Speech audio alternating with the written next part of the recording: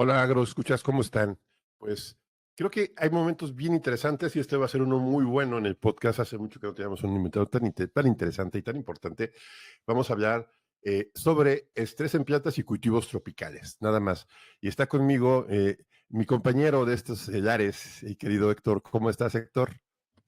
Muy bien, muy bien. De hecho, súper emocionado por la plática que vamos a tener hoy, Tona, ¿no crees? Ajá.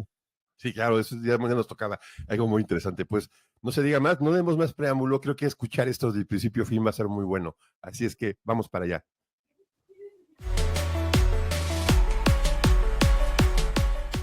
Esto es Agronauta.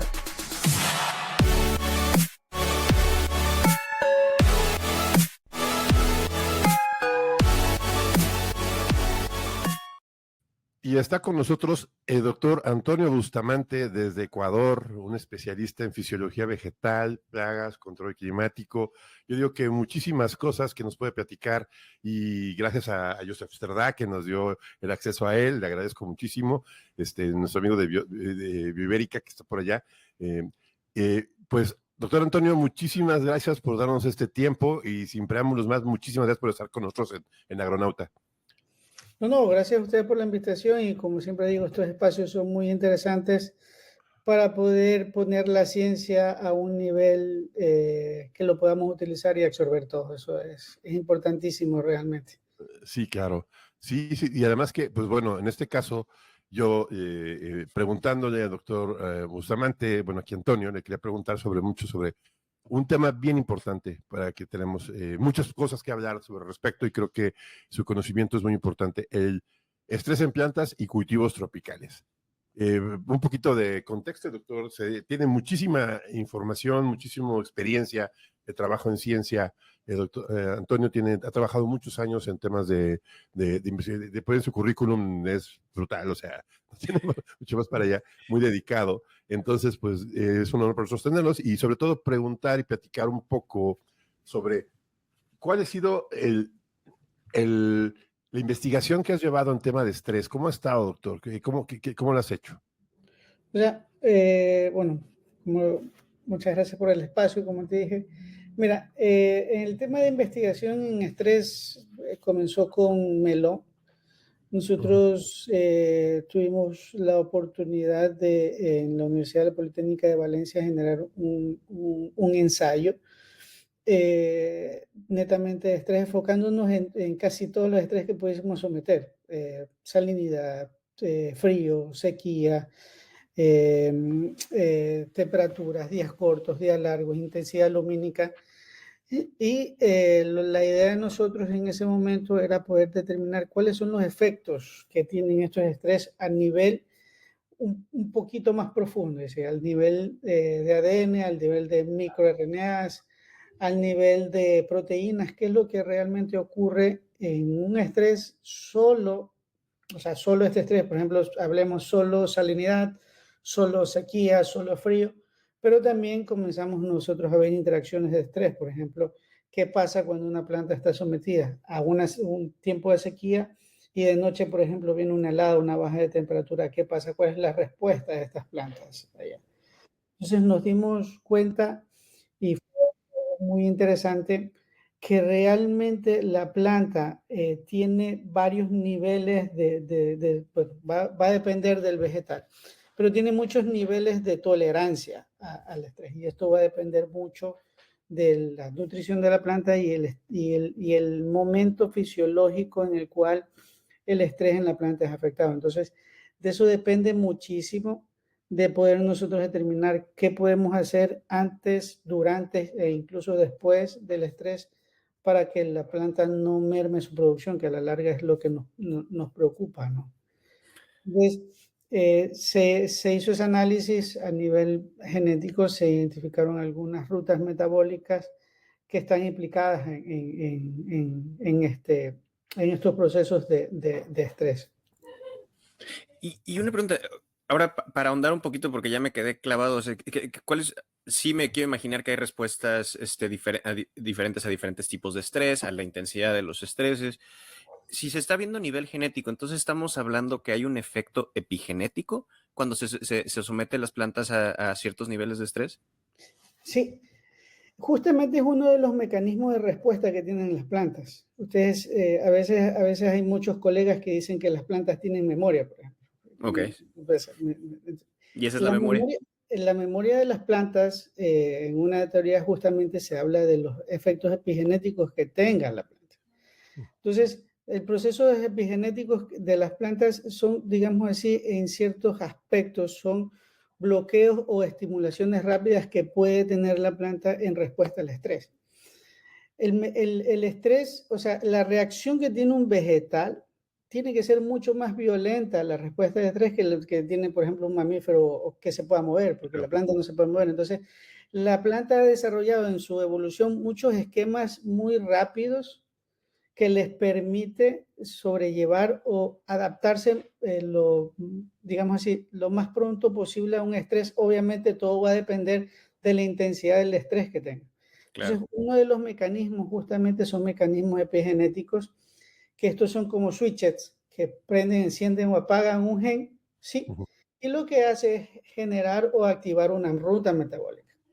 Entonces, Claro. ahora se habla, bueno, ahora se está mencionando que los mecanismos epigenéticos son heredados. Hasta el día de hoy, así información, digamos así, que corrobore esto, no, pero sí se menciona ya una línea bastante fuerte que dice que el mecanismo epigenético que desarrolla una planta en una condición de estrés puede ser heredado y puede la planta como que recordar lo que hizo en ese momento y activarlo. Ese es el mecanismo, cuando hablan de que la planta tiene memoria, se enfoca un poco en eso. Entonces son mecanismos que pueden activar y desactivar muy rápidamente.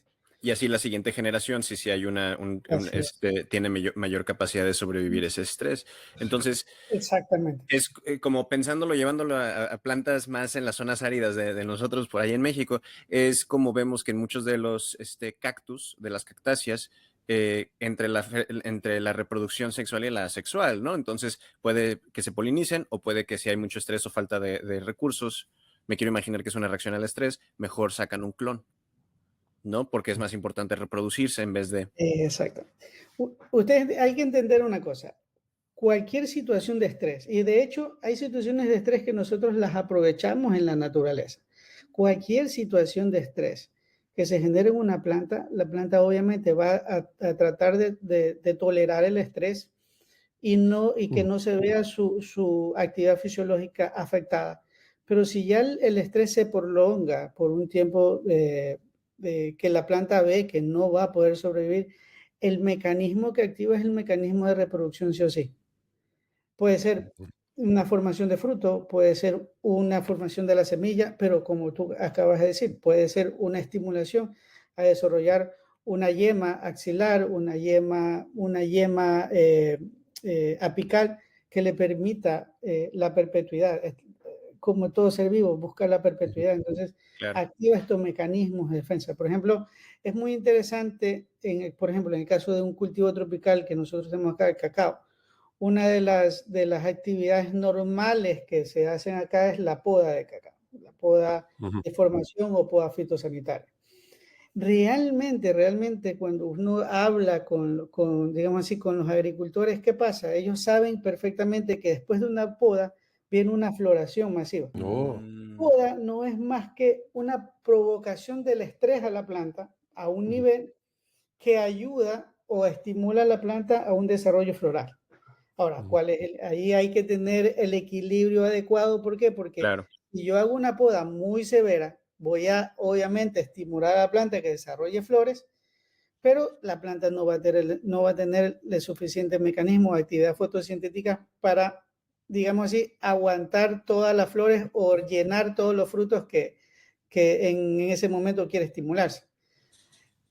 Entonces, ese es ahí. Por ejemplo, pasa lo mismo con los cítricos, cuando los cítricos necesitan un tiempo de frío para estimular, y ese es el proceso de estrés natural que necesita un cítrico para estimular y comenzar a desarrollar flores. Entonces, O con muchísimas de las moras, por ejemplo, ¿no? exactamente. O sea, siempre hay esos, yo me atrevería a decir que casi todos los cultivos necesitan un cierto nivel de estrés para desarrollarse y hacer, pero hay que saberlos manejar muy bien, muy al detalle para poder aprovecharlos. Sí, incluso hay un productores que, por ejemplo, los que producen tomate, ¿no? Estresan a la planta con un exceso de sales, ¿no? O lo restringen de Es, riego. O sea, el estrés es parte de las herramientas, en algunos casos, que puede tener un productor, bueno, un grower, ¿no? Una persona que se dedica a algo más fuerte. Inclusive cuando la floricultura, que quieren generar plantas a debido tiempo, tienen que controlar el estrés porque no les florean antes. Entonces, y así son cosas que, bueno, el estrés podría decirse que controlado es parte de lo que hemos hecho. Sin embargo, creo que ahorita en estas épocas hay estrés que seguimos aprendiendo de las plantas, ¿no? Y como dices, doctor, pues sí, las plantas son seres vivos y a veces hacen cosas que nosotros nos damos cuenta hasta que ya no lo entendemos, ¿no? Estamos hablando a nivel genético, a nivel bioquímico y en respuestas muy interesantes, ¿no? O sea, que las plantas reaccionan hacia el estrés, ¿no? Y hablabas mucho del tema de rutas metabólicas, antes de que platicáramos, ¿no? O sea, de que la planta tiene, pues obviamente, pues, la fotosíntesis, todo esto, pero también tiene generación de moléculas, ¿no? Para protegerse del estrés. ¿Eso qué tanto está, bueno, qué tanto debemos de considerarlo dentro de las herramientas del manejo del estrés? o sea, mira, eh, las rutas metabólicas fundamentales que hay en un vegetal siempre van a ser las rutas hormonales. ¿Ok? Entonces, estas rutas hormonales desencadenan, son reacciones en cadenas que hacen que la planta se adapte a un tipo de estrés. Pero no necesariamente para que una planta soporte un estrés hay que ponerle una carga exógena de hormonas. Lo que realmente hay que hacer en las plantas es tratar con sustancias, tratar de activar que la planta en sí genere este tipo o active esta ruta metabólica. Ahora, lo estábamos hablando, ¿no? Y lo mencionamos que el estrés puede ser y es algo favorable para la planta. El problema con esta locura climática que tenemos ahora es que ya hay que jugar muchísimo con los efectos de estrés que tengamos en la planta. Por ejemplo, tú dices, ¿qué podemos hacer o qué podemos poner? ¿No? ¿Qué rutas metabólicas activar? Sí, hay que activar rutas metabólicas hormonales porque son rutas de señalización que activan, por ejemplo, que se le dan la señal a la planta que acumule en la vacuola una cantidad de azúcares o de almidones necesarios que le permite mantener la osmosis en la célula, por ejemplo. Es uno de los mecanismos de adaptación o un mecanismo de resiliencia para el tema de estrés. Entonces, activa esa ruta, le digo a la vacuola, sabes que acumúlame la mayor cantidad, qué sé yo, muchas plantas acumulan sales, otras acumulan almidones, para mantener la osmosis dentro celular de la planta. Entonces, con eso, ellas soportan el estrés. Ahora, si vienen estreses combinados, que es lo que te mencioné al inicio, y es uno de los problemas que vienen, es ahí cuando ya tenemos un serio inconveniente. ¿Por qué? Porque nosotros vamos al caso ¿cómo es que es? De cacao que te mencionaba, el tema de podas, ¿no? Yo hago la poda de cacao, estimulo una floración y de repente viene una helada en la noche y prácticamente toditas las flores, como decimos acá vulgarmente, se caen. Entonces, el tema de manejar el tema de estreses combinados va a ser fundamental hoy por hoy con lo que está pasando en la agricultura y el cambio climático que estamos teniendo, el impacto de clima que estamos teniendo hoy por hoy. Entonces, hay que pensar mucho en esos efectos combinados de los estreses que están sometidas las plantas. Y algo que cada vez que tomamos que escucho el tema de rutas metabólicas, yo siempre pienso, y ahora sí hablo con toda la confianza de una persona que no es experta en el tema de rutas metabólicas, que a veces se sufre de sobresimplificaciones cuando se busca activar una específica ruta metabólica, porque son muchísimos factores los que influencian el efecto final, ¿no? Aunque se pueda ver una relación directa con esa ruta metabólica, en el efecto de esa ruta metabólica, puede haber 30,000, bueno, no 30,000, bueno, muchísimos otros factores que están influenciando esa reacción de la planta. Y me quiero imaginar que ahí es donde lo de los estreses combinados juega un rol sumamente importante, ¿no? No, no, la cifra que acabas de dar no es una locura. ¿No? No, no, para nada. Las Ah, bueno, la voy a aventar entonces todo el La tiempo. actividad metabólica que uno puede desarrollar en la planta y cuáles son los mecanismos que interactúan en en una respuesta es brutal, es abrumador, realmente. Por eso, porque no sé si ustedes, y ustedes obviamente han entrevistado a muchas personas, ¿por qué es tan difícil generar una planta resistente a un estrés? Es justamente por eso, porque por ejemplo, ¿qué pasa generalmente en la planta modelo que todos utilizamos, que es la Arabidopsis? Por ejemplo? Ujú. Tú puedes tener, y existe, tú te aseguro que anda donde se trabaja Arabidopsis, vas a tener una Arabidopsis resistente a salinidad, por ejemplo. Ujú. Pero el problema está en que el consumo energético que tiene que tener esa planta para ser resistente a salinidad simplemente deja de producir. Entonces tienes una planta resistente que no te produce. Entonces Ujú. es ahí justamente lo que tú mencionabas. O sea, yo puedo activar una ruta metabólica, ¿sí? Puedo tener esa ruta metabólica activa siempre en la planta para que la planta siempre esté defendiéndose, pero considera que eso va a tener un gasto energético impresionante en la planta. De alguna manera tenemos que solapárselo Ujú. o dárselo. Entonces, exactamente ocurre lo mismo. Siempre lo analizo como que si pones a Usain Bolt a correr 2, 3 días, sí, los primeros minutos va a hacer, pero ya va a llegar un momento que por más Usain Bolt Ujú. Se va a se va a cansar. cansar y se tiene que parar. Las plantas son exactamente lo mismo. O sea, siempre va a haber, si tú desarrollas ese tipo ¿cómo es que es?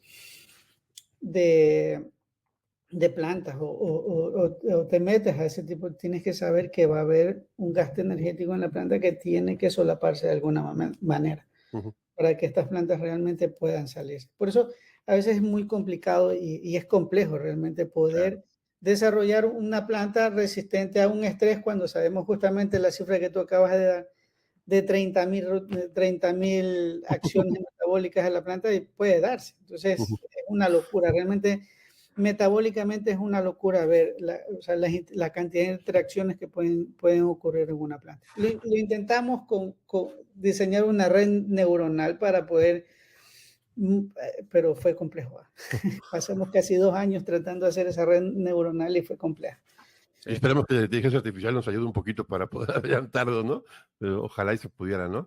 Sí. Sí, Sí, sería pero interesante. por ejemplo, uno piensa en el estrés, oye, estoy platicando el tema de genético, el tema bueno, nutricional, bueno, las condiciones de manejo, el clima y todo esto. Muchos de estos factores tienen efecto directo sobre la planta, ¿no? Y a veces la forma de respuesta de la gente que produce se está dando cuenta que la planta es estresada. Inclusive, el mismo darse cuenta cuando una planta es estresada es muy complejo, ¿no? Porque las señales no son tan evidentes, y cuando nos damos cuenta que algo está pasando es que ya es muy tarde, bueno, o ya estamos un poco más tarde y nos cuesta trabajo sacar a flote el proceso. En sí ¿hay alguna forma de poder identificar un estrés desde el punto de vista metabólico antes de que sea mayor? ¿Podría haber, o sea, se me ocurre una loquera? ¿Se podría saber algo? ¿O hay alguna forma de poder, alguna teoría que podría adelantarnos a que porque obviamente, por ejemplo, medir BPD, ¿no? Que es muy, Ya. es muy sencillo, ¿no? O sea, sabes que la planta podría estar estresada, ¿no? Pero realmente la respuesta sobre la planta la medimos, por ejemplo, con producción de clorofila o fijación de nitrógeno o fósforo o análisis de savia, pero a veces es un poco tarde este proceso, doctor. ¿O cómo podría ser? Mira, aquí te puedo decir que me voy a apartar un poquito de la ciencia y te voy a decir la experiencia en el campo. O sea, las plantas, créeme que siempre hay un indicativo tú vas y nos pasa aquí en Ecuador, tú vas a alguien, qué sé yo, un bananero, alguien que esté produciendo plátanos acá y sabe perfecto, sabe detectar, digamos así, si la planta está sobre un estrés o no. Siempre hay indicadores visuales que uno, obviamente, esto te lo da la experiencia y estar con el cultivo todos los días y poder detectar. Sí, lo que tú mencionas es bastante interesante. Yo puedo medir actividad fotosintética, transpiración, puedo medir flujos de agua, o sea, puedo medir muchas cosas, pero acuérdate que ahí vas a necesitar un equipo que generalmente ese el agricultor no lo tiene. Uno de los efectos de estrés es siempre tú lo vas a ver en hojas y siempre tienes que identificar la hoja, digamos así, de tu cultivo, cuál es la hoja fotosintéticamente más activa, por ejemplo. Un ejemplo claro, en el caso de una musácea, en el caso de banano es la hoja número 3. Entonces tú la hoja número 3, sabiéndola contar de arriba para abajo, ahí tienes que darte cuenta cómo está esa hoja. Si esa, generalmente, por ejemplo, cuando últimamente estamos nosotros sometidos a una radiación bastante intensa, es la primera hoja que comienza a doblarse, comienza a cerrarse. ¿Ok? En el caso de cacao, por ejemplo, está ubicado, no es una hoja en específico, sino más o menos un dossier de hojas que está ubicado en el segundo tercio de la planta de arriba hacia abajo. Son las hojas más fotosintéticamente activas. ¿Ok? Y esas hojas son las que primero se ven afectadas y luego incluso cuando es un estrés, por ejemplo, por sequía, son las primeras hojas que elimina el árbol. Porque son las que Entonces, supuestan más energía. en el caso de la palma aceitera, por ejemplo, es la hoja número 16.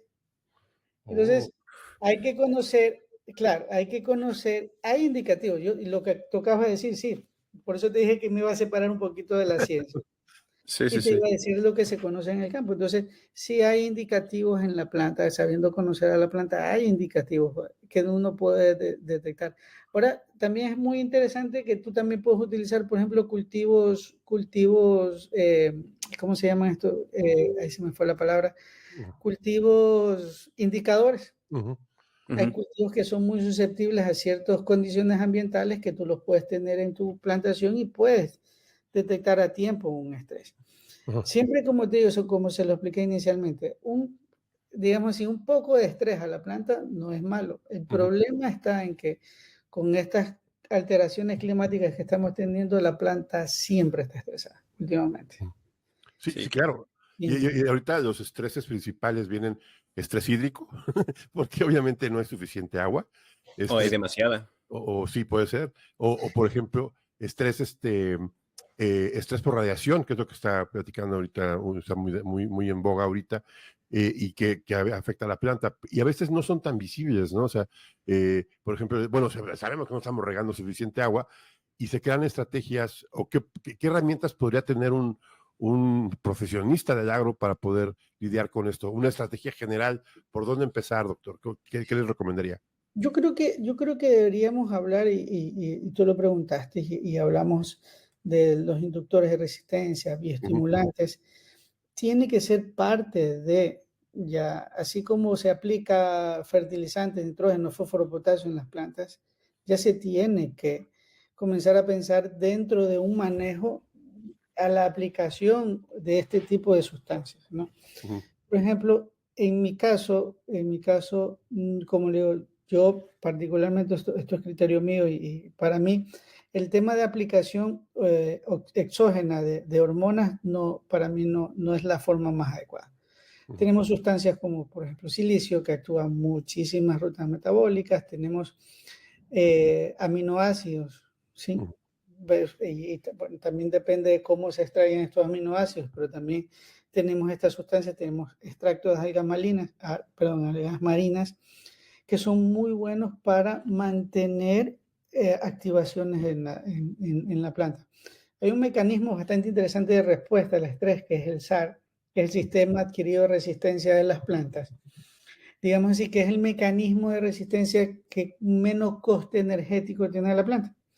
Y generalmente este tipo de bioestimulantes mantienen activada esa ruta metabólica, que no es un coste energético muy alto, pero ayuda a la planta a estar como que prevenida para diferentes tipos de estrés, tanto bióticos como abióticos.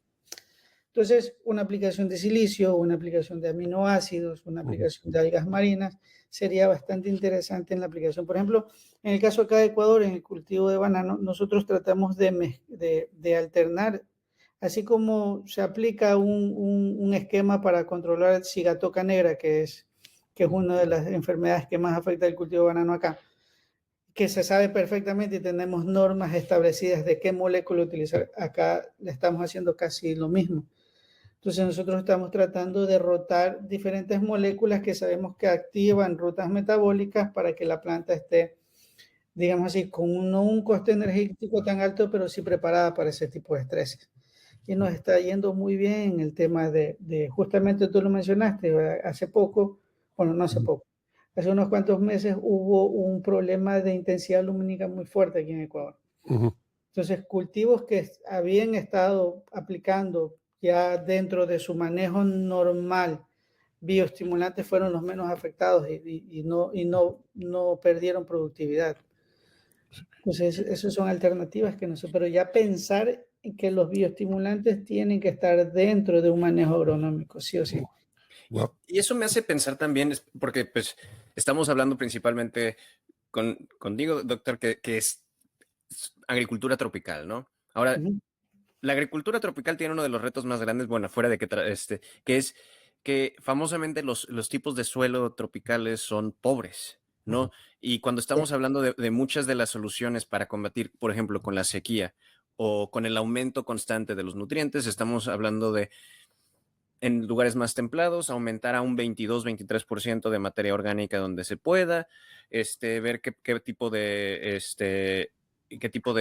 cultivos de cobertura podemos poner, o sea, más la implementación de otros nutrientes, de otros insumos, ¿no? Es este manejo integral. Ahora, nosotros estamos hablando en el caso de las zonas tropicales, de lugares que muchísima lluvia, cuando hay lluvia y el aumento de las sequías no está ayudando con esa parte, donde se puede lavar todo este trabajo que se puede hacer normalmente en los lugares templados. ¿Cómo podemos manejar la calidad del suelo para que nuestros cultivos puedan sobreponerse, sobre todo en un área tropical, a estos retos? Mira, interesante que traigas a colección eso. Nosotros en la empresa ahora me atrevería a decir que en más o menos un lapso de un año, que ha sido un año, sí, un año, hemos analizado alrededor de unas 2.000, 3.000 muestras de suelo de todas las plantaciones de nosotros. Y hemos visto que, por ejemplo, el tema de microorganismos acá en Ecuador, por ejemplo, es muy deficiente, muy deficiente. O sea, el tema de que ya solo tú ya tienes un monocultivo que hace que se vaya disminuyendo esta diversidad de microorganismos en el suelo, ¿ok? La empeoras obviamente con lo que tú me decías, excesiva luminosidad, excesiva lluvia, sequía, esto hace que se vaya mermando.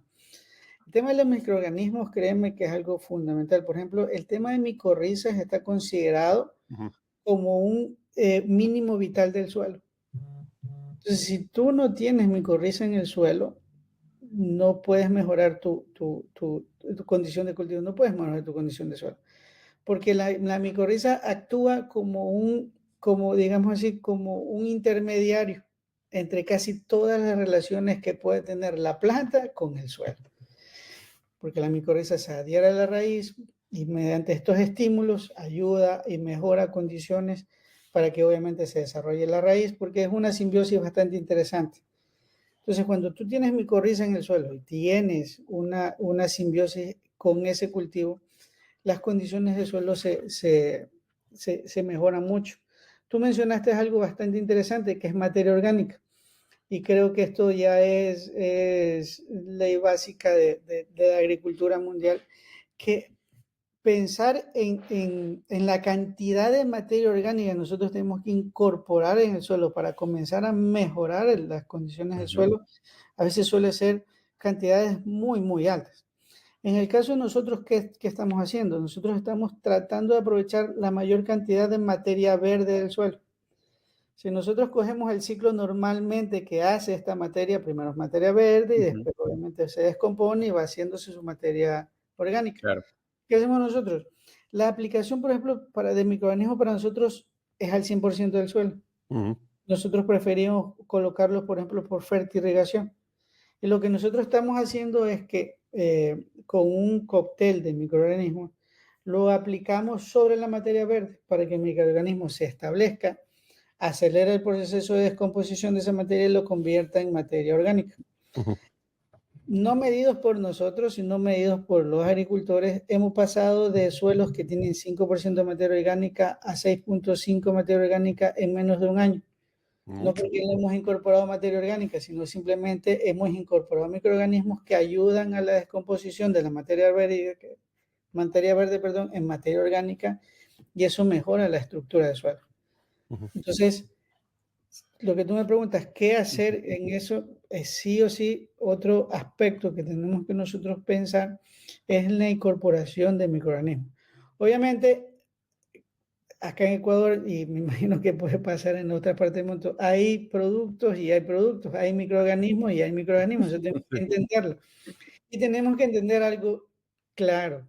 Señores, microorganismos no es solo tricoderma, que yo sé que es, yo ¿Cómo? sé que suena muy bien, pero sí, o sea, es un biocontrolador, es espectacular, pero en el suelo no solo encontramos microdermos, Ujú. hay bacilos, hay chútica, hay rastonias, hay fusariums, Ujú. bueno, o sea, hay una diversidad que hay que comenzar a pensar en, digamos así, y el suelo es impresionante, se equilibra solo, ¿va? El A suelo ver, es doctor, hay una pausa bien importante. Y ahorita tengo platicando mucho con, yo soy ingeniero biotecnólogo, no soy, siempre estuve muy emocionado con los microorganismos. Ahorita estoy muy emocionado por escuchar Streptomyces, Rhizotocnia, todos los que pueden conformar parte del suelo y que traen muchas ventajas a los agricultores. Pero aquí es donde viene la pausa, porque yo veo que todavía hay mucha renuencia a aprender sobre este tema. Y los expertos que yo conozco que manejan el suelo, pues los puedo contar con, pues a lo mejor con las dos manos, ¿no? Pero, y la gente que lo aplica, los agricultores, pues a lo mejor nada más con una, ¿no? O sea, ya de una forma muy estratégica, sino que ahora significa que la gente que se dedica a la agricultura en esos momentos debe tener dentro de su plan de manejo, ya hablamos de bioestimulantes, ya hablamos de microorganismos, pero este brinco de ser anteriormente una agricultura más, pues, agroquímica, ahora a pensar en microorganismos. Yo no me acuerdo, hace 5 años de una peleada muy fuerte con un ingeniero que manejaba hidroponía, porque decía que los microorganismos no importaban, que lo importante eran los químicos, ¿no? Entonces yo le demostré lo contrario, ¿no? O sea, y es muy dado a que tengamos que romper este paradigma de los agroquímicos para empezar a utilizar los microorganismos. ¿Qué le recomendarías? Bueno, creo que lo dijiste básicamente, el resultado es la productividad, ¿o no? Sí, desde luego. O sea, por ejemplo, mira, nosotros tenemos mucha experiencia trabajando con las dos cosas. O sea, aquí ahorita en el país está afectando una enfermedad bastante fuerte en banano. Entonces, la estrategia de nosotros, lo que te acabo de decir, aparte de capacitación, que es fundamental para el agricultor tiene que saber y entender a qué se enfrenta, a veces incluso en los estrés. O sea, tú le hablas de intensidad lumínica y ¿qué es eso? ¿Entiendes? O sea, como, sí.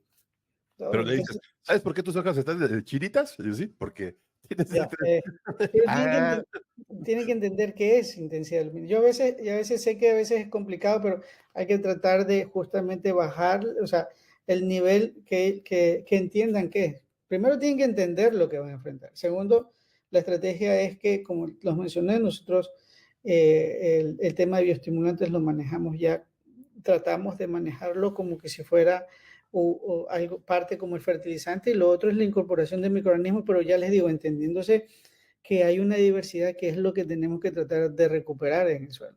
Entonces, que tenemos que seguir utilizando químicos mientras el mercado nos exija un tomate redondito, rojito y sin una mancha, tocará, mientras el consumidor exija ese tiempo. Por ejemplo, en el caso de nosotros, el banano necesita estar amarillito y estéticamente visual, y a veces es complejo hacer, pero tenemos que comenzar a evolucionar o a convivir o a mezclar estas dos realidades de la agricultura, que creo que sería lo mejor. Ni lo extremo es bueno, ni lo biológico, y solo biológico a veces para mí no es tampoco bueno porque se ve afectado mucho, y lo otro, lo químico, obviamente no. Hay que tratar de, yo creería que manejar en ese ahí el dilema, y siempre lo hemos discutido con colegas, es cuál es qué porcentaje maneja, 50-50, 60-30, o sea, ahí va a depender de cómo lo quieras manejar, pero tienes Hacer que como un manejar. espectro. Exactamente, Y, exactamente de ley. bueno, ahorita mencionaste el banano, ¿no? El plátano, como decimos acá en México. Y antes de justamente grabar, estábamos hablando de esta gran crisis que hubo después de la Segunda Guerra Mundial, donde se perdió esta variedad, y claro, actualmente la variedad más producida es la Cavendish, ¿no? Ajá. Entonces, cuando estamos hablando en temas de estrés, estamos hablando en temas de cambio climático, muchas veces la respuesta para la resiliencia estamos hablando de diversidad, ¿no? Es de diversificación. Queremos que un negocio sea resiliente, hablamos de diversificación. Queremos que las inversiones sobrevivan, hablamos de diversificación. Queremos que los ecosistemas sobrevivan, hablamos de la biodiversidad. Ahora, el plátano, el banano, ahorita mencionaste la enfermedad. Y yo creo que es uno de los grandes elefantes cuando estamos hablando de los cultivos. Es muy conocido que hay relativamente pocas variedades del banano. O sea, ¿cómo podemos aumentar la resiliencia al estrés de uno donde si llega una enfermedad incontrolable puede arruinar la economía de países enteros? Está complejo. O sea, mira, es que yo te lo pongo así, siempre lo he analizado así. Ok, y lo analizo mucho con un amigo mío que se llama Miguel Angeldita, que es un referente en el tema de banano en Latinoamérica y Sudamérica. ¿Podrán consumir el consumidor, vale la redundancia, otro tipo de banano? Créeme que se ha intentado, se ha intentado. De hecho, por ejemplo, hay materiales que se llaman la FIAT, que es FHIA, que es de la Ujú. Fundación Hondureña de Investigación Agrícola. Esos materiales, no estoy haciendo publicidad, pero esos materiales son resistentes a una de las enfermedades más complicadas que hay en cultivo de banano, que es cigatócana, ¿ok? Son altamente resistentes a la enfermedad, tolerantes a la enfermedad, altamente tolerantes a la enfermedad. Pero cuando se sacaron al mercado, simplemente el consumidor no los quiso consumir, porque Ujú. dijeron que no se sabía banano. Entonces, te pongo perdón que te No, no, adelante. contesté la pregunta, pero te pongo esa disyuntiva. O sea, nosotros como consumidores lo vamos a lograr. En el caso de Ecuador, como te lo mencioné, tan arraigado está en la economía del Ecuador, que para nosotros pensar en biodiversidad o pensar en un esquema de multivarietal de banano, no podría ser porque, ya te digo, económicamente es complicado. Ahora, Claro. si tú me preguntas de investigaciones, sí se ha hecho mezclas varietales de banano, sembrar, por ejemplo, banano, sembrar plátanos, sembrar el baby banana, no sé si ustedes lo han Ujú. visto. Ujú. Sí, el dominico le decimos en México. Entonces, y eso ayuda tanto a disminuir impactos de enfermedades, incluso mejorar ciertas características de sabor de ciertas de estas frutas. ¿Se puede hacer? Sí, pero te la Son las planteo fuerzas del así. mercado. Vamos a qué yo lo puedo hacer, sí. Lo puedo hacer y de hecho se investigó mucho en el tema de la enfermedad que tú mencionaste, Fusarium rasa 1. Ya se conoce que, por ejemplo, si tú el Gros Michel lo siembras a una distancia superior a 6 metros entre una planta y otra, tú puedes manejar el cultivo, recuperar esa variedad por esta enfermedad tan complicada. Y obviamente haces una asociación de cultivos. Acá en la Amazonía es bastante interesante, se hace. Pero ya te digo, o sea, vamos a ese punto clave que a veces hay que analizarlo también el tema del consumidor. ¿Se podrá? Claro. Necesitarán. En el caso de nosotros, Ecuador, podremos soportar la disminución de las exportaciones para una diversificación. Si yo te pongo en la mesa a ti el banano verdecito, pero al lado te pongo un baby banana, uno más pequeñito, se podrá comercializar. O sea, yo creo que más es en ese punto que está Claro. la complejidad de hacer ese tipo de cosas. O sea, realmente es un problema económico más que científico. Así es. Ujú. Lastimosamente caemos así. O sea, las explicaciones y hay muchísima experiencia de hacer huertas y toda la cosa, y Ujú. funcionan muy bien, pero el tema termina siendo eso. ¿Qué pasa con el consumidor? ¿Qué pasa con la economía al momento de ese tipo de estrategias para poder hacer eso? Sí, es increíble que dependamos de tan mucho, esté puesto tanto riesgo en tan poco espacio, ¿no? Exactamente.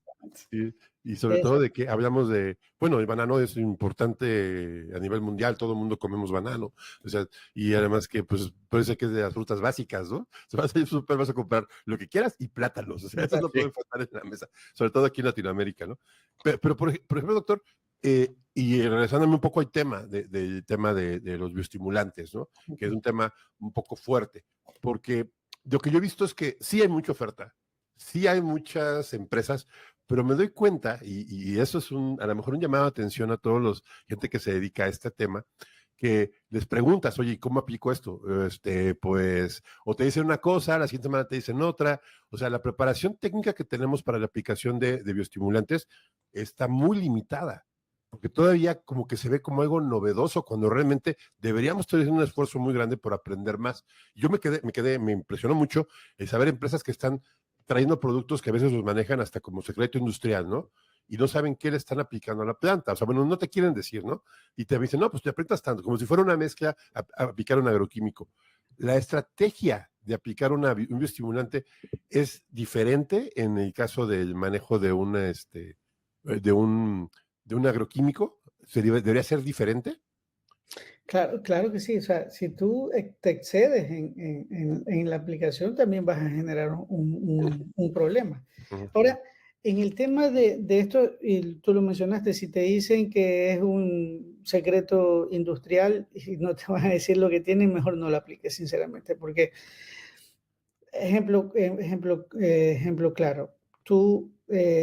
Hay muchos colegas que recomiendan la activación de microorganismos mezclados con melaza y aplicarlo. ujú, Generalmente lo que el efecto que uno ve inicial es realmente esa carga energética que tiene esos azúcares que lo aplicas en la planta y la planta se ve estimulada por eso, no es por los microorganismos. Realmente el efecto de los microorganismos se ve a veces mucho más lento. Entonces, hay que saber muy bien, muy bien el origen. Por ejemplo, cuando hablamos de aminoácidos, hay ujú, dos formas de extraer los aminoácidos, formas químicas y formas enzimáticas. ujú, Entonces yo siempre lo analizo así, cuando tú extraes de forma química un aminoácido es como que cojas una pared y quieras recuperar esos ladrillos. Pegas con un combo, desbaratas la pared y vas a encontrar uno o dos ladrillos buenos, el resto lo hiciste pedazo. Pero cuando se hace, por ejemplo, una hidrólisis enzimática para la extracción de aminoácidos es muy diferente, porque ujú, eso es como coger un cincel, ir uno por uno de los bloques y poderlo extraer y poder hacer una pared. O sea, el origen o la forma de cómo se obtienen estos bioestimulantes es fundamental. Nosotros debemos conocer para poderlos aplicar. No es lo mismo aplicar una fuente de silicio mineral que una fuente de silicio orgánica, que una ujú. fuente de silicio vegetal. Entonces nosotros tenemos que saber muchísimo o tenemos que preguntar siempre cómo lo ha obtenido y cuál es el proceso de la industrialización de esto. Por ejemplo, por eso digo, a veces yo he escogido productos que se hacen un análisis, se llaman aminogramas. Entonces, claro, te dice un producto 30% de contenido de aminoácidos. Y hay otro producto que lo aplicas que tiene 15, 16% de aminoácidos. Pero resulta que tiene 16% de aminoácidos. Te actúa mejor que el de que tiene 30. Cuando ya vas a revisar la ficha técnica, te das cuenta que uno fue obtenido por hidrólisis enzimática y el otro por hidrólisis química. Ujú, Entonces, ese tipo de información es fundamental para tratar el tema de inductores de resistencia o bioestimulantes, como lo quieran ver. A ujú, veces, a veces también lo que tenemos son superproductos que le meten silicio, le meten algas, le meten de todo, y realmente no es una fórmula equilibrada que la planta simplemente lo que hace es rechazarla, porque eso también pasa con las plantas. Si tú le pones algo exógeno en las plantas que realmente la planta no reconoce qué mismo es, o la planta o ve que la planta, volvemos al consumo energético, le va a representar un consumo energético demasiado alto y simplemente la planta se bloquea y no hace absolutamente nada. Entonces, eso también tiene que ser bastante, ver si es una formulación equilibrada que yo realmente la puedo utilizar para poderlo aplicar. Por ejemplo, muy particular mío, eso es un criterio mío. Por ejemplo, en el tema de microorganismos, a mí me gusta utilizar los que vienen en polvo, no en líquido. Porque en el polvo vienen estructuras reproductivas de los hongos. En el líquido vienen metabolitos secundarios. Entonces, ahí depende de cómo tú lo quieras utilizar. No es decir que uno es mejor, el otro no. Es dependiendo de lo que quieras hacer. Por ejemplo, cuando utilizas metabolitos secundarios de hongos, activas ciertas rutas metabólicas de la planta. Pero cuando ya aplicas estructuras reproductivas del hongo en el suelo, lo que hace es una colonización de microorganismos. Entonces depende de lo que quieras utilizar. Pero vuelvo y repito, quiero ser muy puntual en esto. Depende mucho y tenemos que conocer mucho el origen de cada uno de estas sustancias que nosotros vamos a aplicar para realmente ver el efecto que necesitamos hacer. Claro, el proceso. El proceso de producción es sumamente importante. Es una analogía un poco cruda, pero lo que yo veo es la diferencia entre, no sé, una papa al horno y unas papas de bolsitas, ¿no? De esas, ¿no? ¿Cuáles? Técnicamente las dos son papas, ¿no? Pero, Exactamente. Acá nosotros lo comparamos cuando en mi charla lo pongo. O sea, tú necesitas un perro guardián. Le das características, le das. Necesito que sea un perro negro con patas café, pecho café y hocico café. Entonces vas y ves un Rottweiler, hocico de perro negro, claro. pecho café. Vas un Doberman, perro negro, pero te encuentras un pincher, un perro negro. Sí. ¿Cuál sirve para defender la casa? Claro, el otro hace bulla más que como los otros. alarma sirve, ¿no? Realmente, ¿cuál te sirve ¿cómo es que? Para defender el hogar? Generalmente son las dos primeras razas, ¿no? Entonces, claro, pasa exactamente igual con esto. Es igualito así. Sí, entonces puede decirse que estamos en una etapa que necesitamos derribar paredes de aplicación, de manejo, de crear nuevas rutas y nuevos caminos, ¿no? Entonces, y que estudiando un poco creo que se pueden obtener resultados bastante interesantes, ¿no? Y me llamó mucho la atención eso que dijiste, doctor, de que en polvo yo no lo había pensado tal, pero sí, cuando traes líquido, traes cosas que luego ni te puedes imaginar, ¿no? Y a veces hay productos que pueden tener cosas que no quieres en tu cultivo, ¿no? Y por pequeñas que sean, hablamos de microorganismos. Y también es otra visión que platicaba con un amigo hace poco, el sábado pasado, que me decía él, estamos aventando seres vivos, o sea, los mismos son seres vivos, se adaptan, crecen, cambian, reaccionan con lo que estás haciendo, y por lo cual tienes que ser muy cuidadoso con lo que estás agregando. O sea, a lo mejor pasa algo que no te esperas, o sea, que la planta no lo rechaza, porque a lo mejor le tienes a meter, no sé, un complemento vitamínico muy fuerte y dices, no, sabes que yo no necesito esto, ¿no? Pero si lo haces adecuadamente con una buena estrategia, los resultados pueden ser contundentes, ¿no? Pues hay un gran ejemplo histórico, ¿no, Tona? De justamente de aventar algo al suelo vivo pensando que va a ser muy bueno para las plantas y se volvió un gran problema, sobre todo en los suelos americanos, que es la famosa lombriz europea, ¿no? Que ahora es un problemón de una invasiva que está desplazando a los insectos naturales del suelo aquí, que se ha vuelto un problema para el mantenimiento de las plantas americanas. En el tema, por ejemplo, y ustedes vi que reaccionaron ustedes cuando dije el tema de que no es solo tricoderma, pasa esto. Tricoderma es muy agresivo en el suelo, muy agresivo en el suelo.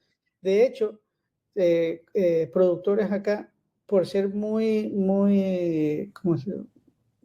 Para aplicarlo en demasía, prácticamente dejaron su suelo sin materia orgánica. Pasaron de 4 o 5% de materia orgánica a 0% de materia orgánica. Wow. Porque es muy agresivo. Entonces hay que tener su equilibrio en los microorganismos. O sea, tampoco es que, por eso le digo, del extremo tampoco es bueno, porque hay que mantener ese equilibrio. Yo lo puedo generar aplicando diferentes tipos de microorganismos, que ayuden a equilibrar. Tal vez una vez aplicar tricodermas, otro bacillus, otro es una pseudomonas, o sea, ir rotando en aplicaciones, eso es fundamental también, y comenzar a generar ese equilibrio en el suelo para poder ser. Y ojo, dos cosas, tiene que estar el suelo húmedo y tiene que haber material vegetal verde para Para que el lo degraden. organismo. Si no hay materia verde, lo único que voy a hacer es eso, consumirme toda la materia orgánica, porque de algo se tienen que alimentar los Los microorganismos. hongos, sí.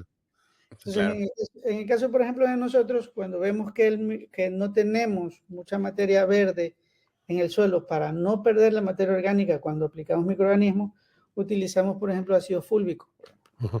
mezclados con los microorganismos. Entonces, hacemos una mezcla con los microorganismos y lo incorporamos para que el microorganismo se alimente de los ácidos fúlvicos, más no de la materia orgánica que tengo en ese suelo, porque puedo yo disminuir la concentración de materia orgánica en el Wow. suelo. Y regresando un poquito ahora sí, que a la parte de el manejo del estrés, ¿no? Estamos hablando de una combinación de métodos. Me quiero imaginar también, no me quiero imaginar, estoy seguro que parte de esta combinación de métodos va a ser la búsqueda de variantes más resistentes al cambio. Ahora, al comienzo del episodio estamos hablando de cómo es un reto encontrar eso, ¿no? Que no es tan sencillo como nada más irnos con el experimento de los chicheros de Mendel. Entonces, doctor, yo sé que has trabajado, por ejemplo, con la reproducción del cacao, bastante. Cuando estamos viendo que los cambios no son tan sencillos como que es solo un poco más caliente o es más seco, sino que es más seco en la época seca, es más húmedo en la época húmeda, es más frío en la época fría y es más caliente en la época caliente, ¿cuáles son los retos en los que nos enfrentamos con el desarrollo de nuevas variedades resistentes? O sea, sí, como te lo mencioné, o sea, el tema de desarrollo, o sea, tenemos que regresar a lo que están haciendo muchos equipos de investigación en el mundo, a nivel mundial, tienen que regresar a sus ancestros, o sea, a comenzar a buscar de nuevo qué pasó ahí. No está escrito, pero eso lo discutimos mucho con colegas, o si está escrito no lo he leído, perdón. Pero cuando tú tienes tus genes de productividad, que es lo que nosotros siempre buscamos, o de calidad, siempre se alejan de los genes de resistencia. Eso Wow. siempre se alejan de los genes de resistencia. Entonces, tienes una variedad muy resistente, muy productiva, termina siendo a veces la más susceptible, porque justamente lo que nosotros seleccionamos desde la época de Teosínter es una mazorca más grande, entonces eso se va alejando de tus genes de resistencia. Entonces nosotros hemos perdido muchísimos genes de resistencia en el mundo. La idea es regresar a eso. Lo primero que se está haciendo ahorita, una de las alternativas es buscar si esos genes aún están en la planta, ¿sí? O simplemente están apagados. Entonces, una de las técnicas que se está utilizando es CRISPR. Me imagino que Sí, claro. entonces la edición se está retomando y se está viendo. En el caso, por ejemplo, del banano, hay un gen que le da resistencia a Fusarium raza 4, que es el primo hermano de la raza 1 que acabó hace mucho tiempo. Pero este gen está apagado. Entonces, por medio de CRISPR-Cas9, muchos grupos de investigación quieren despertar este gen para ver para poder darle la resistencia. Entonces, una de las técnicas es justamente eso, poder ver si estos genes de resistencia aún están en la planta y poderlos ver. Entonces, tienes que regresar a los ancestros, poder evaluar sus ancestros, ver si hay algún nivel de tolerancia y de ahí regresas a la planta que estás cultivando ahora para ver si tienes estos genes. Y de ahí, ¿qué tienes? Tienes edición genética que lo puedes utilizar. Otra cosa que se está utilizando mucho, se está retomando el tema de mutagénesis, tanto química como física, para poder generar estos materiales. Entonces, Claro. como ya tenemos ese cuello de botella, y tú lo mencionaste muy bien hace un momento, o sea, hay Cavendish en el mundo, tenemos ese cuello de botella, entonces lo que se trata de hacer con el tema de mutagénesis es justamente abrir la diversidad y generar nuevas alternativas. Wow. Eso es lo que más se está trabajando, pero como te lo mencioné inicialmente, realmente un material resistente y productivo es complicado por lo que acabo de decir. O sea, siempre los genes de productividad se alejan de los genes de resistencia. Mucha energía se dedica a la productividad, entonces por ende menos resistencia, me quiero imaginar. Exactamente, ahí está. sea, eso es lo que suele pasar generalmente al momento de generar un material resistente. Pues doctor, ha sido un placer escuchar toda esta plática. Aprendí Totalmente. muchísimo. Voló la hora. Voló la hora. Sí, ¿no? El tipo es tesoro y creo que lo que nos dejó un legado impresionante de conocimiento y de todo lo que estamos hablando. De verdad, muchísimas gracias por haber estado con nosotros y yo creo que estamos muy agradecidos de tenernos aquí con nosotros y esperamos que pronto tengamos oportunidad de volver a platicar con usted. Y pues Héctor, te toca taparte, ya sabes cuál. Sí, no, voy a hacer mi chiste de todas las veces y que no importa ya hasta que se cansen los agroescuchas. La pregunta más difícil de todas, de todo podcast. Si pudiéramos reducir a unas 3 oraciones de todo lo que estuvimos platicando, que es un montón de temas, ¿qué te gustaría que se llevaran los agroescuchas de toda esta plática? Que las plantas siempre están estresadas por el cambio, por la variación climática que estamos teniendo y tienen que pensar ya en utilizar bioestimulantes, inductores de resistencia, estas sustancias que ayudan. Segundo, creo que la segunda es que tienen que saber perfectamente qué es lo que están aplicando, el origen y ese tipo de cosas. Y tercero, microorganismos en el suelo, es fundamental, pero no solo tricoderma, hay diversidad, apliquen diversidad. Entonces, muchísimos agrónomos acaban de soltar sus tazas de té y sus cervezas. Es que el suelo está vivo y hay diversidad, hay que darle diversidad a ese suelo. Sí, claro. Ya saben, tricoderma lovers, tienen un problema. Yo no he dicho que la tricoderma es mala, ojo. No. He dicho que sí, pero hay otras cosas que también se pueden utilizar para equilibrar ese suelo. Sí, claro, suelos equilibrados. Pues doctor, pues muchísimas gracias por haber estado con nosotros. No termino de agradecer esta gran charla, esta gran plática. Y la verdad, que creo que esto lo tienen que compartir. Tenemos que compartir este episodio con todos los que lo escuchen. Si ustedes lo que están escuchándolo nos hacen el favor de dárselo a alguna otra persona, pues escúchenlo, doctor Antonio Bustamante, desde Ecuador, experto en todo lo que hablamos, fisiología, todo esto de cambio climático, mejoramiento de especies, muchas horas manejadas en términos de investigación agronómica. Te agradezco muchísimo, doctor, haber estado con nosotros y pues estamos para servirte. Aquí está tu podcast y ya sabes, muchas gracias. No, gracias a ustedes por el espacio. Como lo dije inicialmente, estos espacios son fundamentales para que el agricultor entienda estos temas y pueda aplicarlos. Pues no se diga más, Héctor. Ya saben, escúchenos en agronauta.io, nuestra red social, agronauta.mx, agronauta.io, estamos en Instagram, y búsquenos en Agronauta, en LinkedIn, Facebook, y pues cualquier otra cosa, échenos un mensajito aquí al podcast y estamos en contacto. Gracias, Héctor. Gracias, doctor. Muchísimas gracias. Sí, gracias. Hasta luego.